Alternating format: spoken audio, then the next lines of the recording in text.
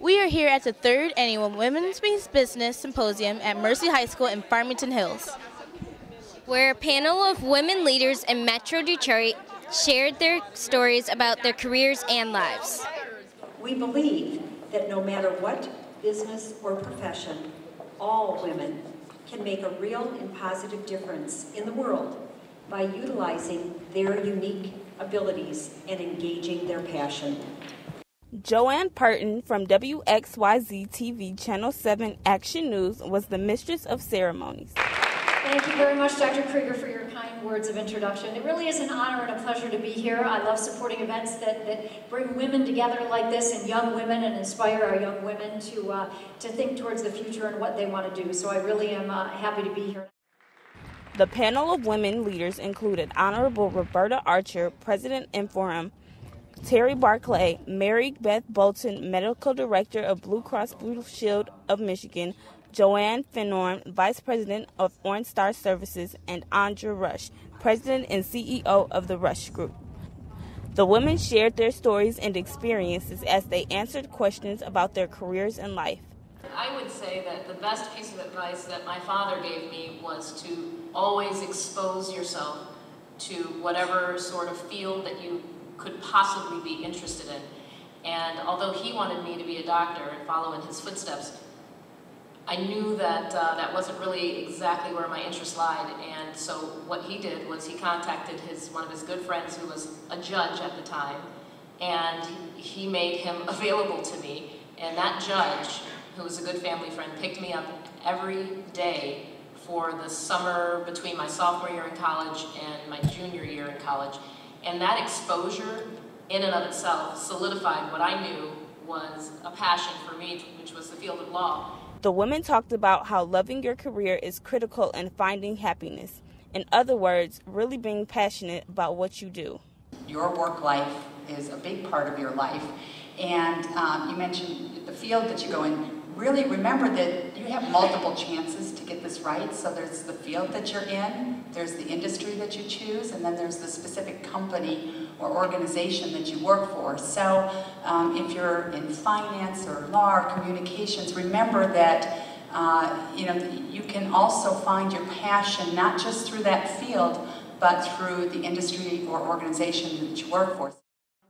I have been so fortunate from the beginning of my career to not only do the anchoring, which I've enjoyed immensely, but in today's day and age, to any of you saying, I want to be an anchor, you're never just an anchor, okay? You report, you're a journalist, that's so much of our job. So whenever I hear if we have tours come in or interns come in and they say, I want to be an anchor, I just think, oh, you got to be ready to do a whole lot more than just, the perception that you're just sitting there and reading the news. There's a whole lot to the job. But even in TV news, there are those general assignment reporters who cover the news, the Cheryl Chodens, the Mary Conways, the ones who are out in rain, sleet, snow, everywhere, doing every kind of news every day, and they adore it. They adore it. I have always found much more gratification in what I do, in that I've been very blessed to cover health for some years in my career, and to cover consumer news. So I do the Don't Waste Your Money segments, which are consumer segments, right? But what the research actually shows about us women is that what really is the lasting and most important thing for us is meaning. Finding meaning in what we do. That's just a little bit different than having fun at what you do. You may not be having fun at any given point in time at work, but what we find sustains us is if what we're doing is meaningful to us. And I think in order to find out what that is, I'm a lot older than most people in this room, and I'm still on that journey. I think that it's really kind of a profound journey into self and trying to figure out what it is that makes you tick as a person. And it changes as we go on, like you said, right? It's a continuum.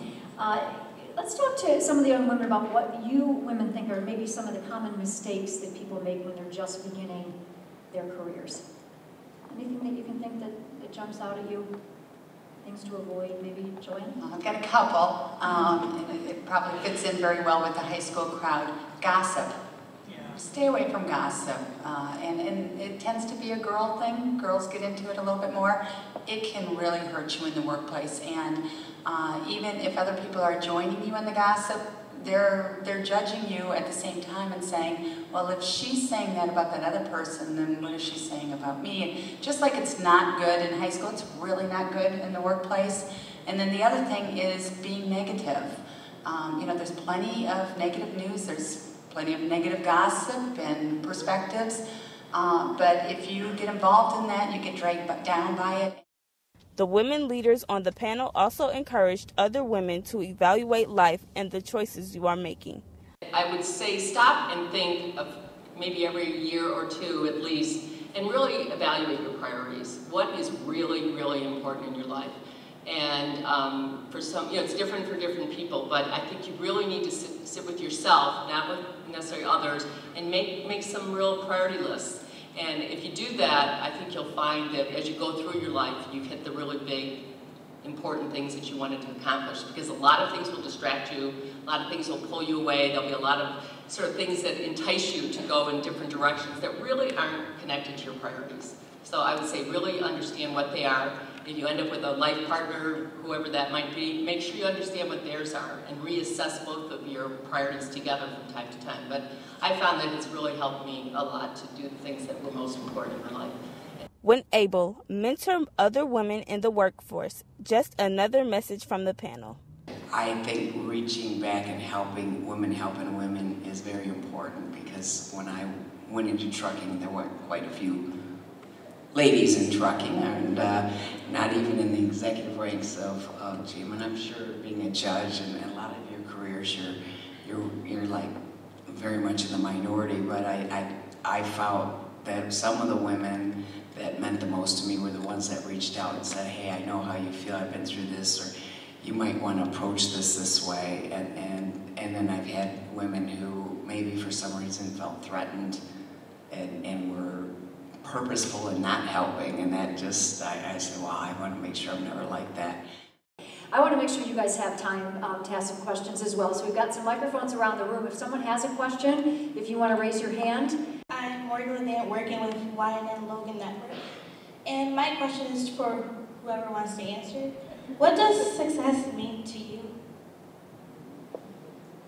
Happiness. Doing something that's meaningful, that makes a difference. Ditto.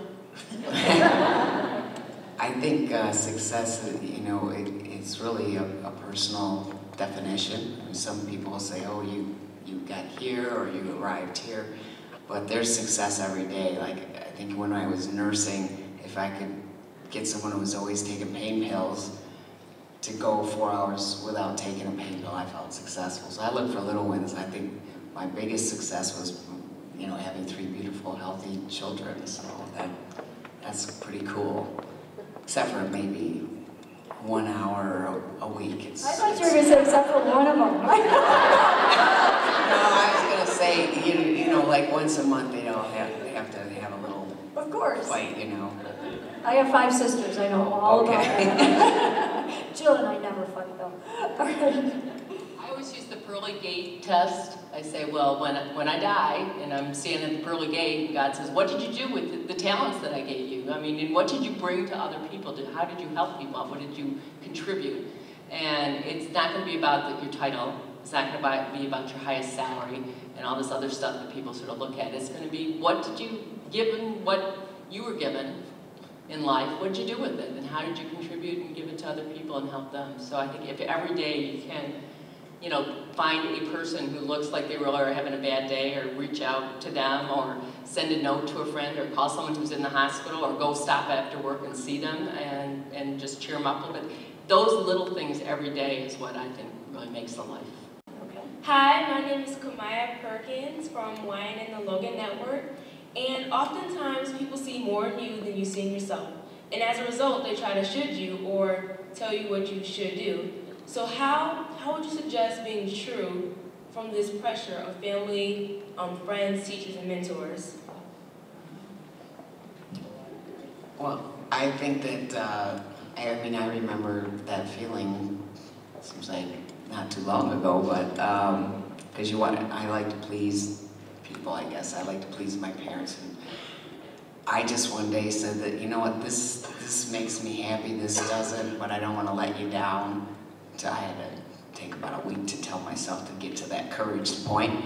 But when I sat them down, I was amazed that they were like, well, we just want you to be happy.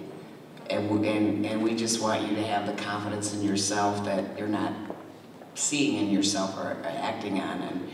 And so it was almost like I had permission to be myself. But they had never limited me, I had limited myself. So I think in that way you say, and another thing that I do with my sons now, because they're right at that, I said, when I annoy you to the nth degree, say 10 times, she's only trying to help, she's only trying to help.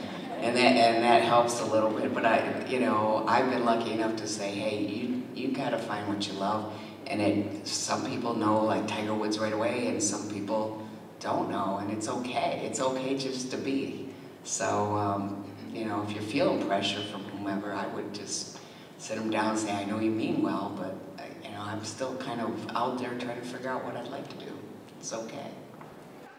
Here at the Women Means Business event at Mercy High School, 7 very successful businesswomen gave valuable advice to the young ladies sitting in the audience. I am Kamaya Perkins reporting for YNN The Logan Network, where we bring you the younger side of the news.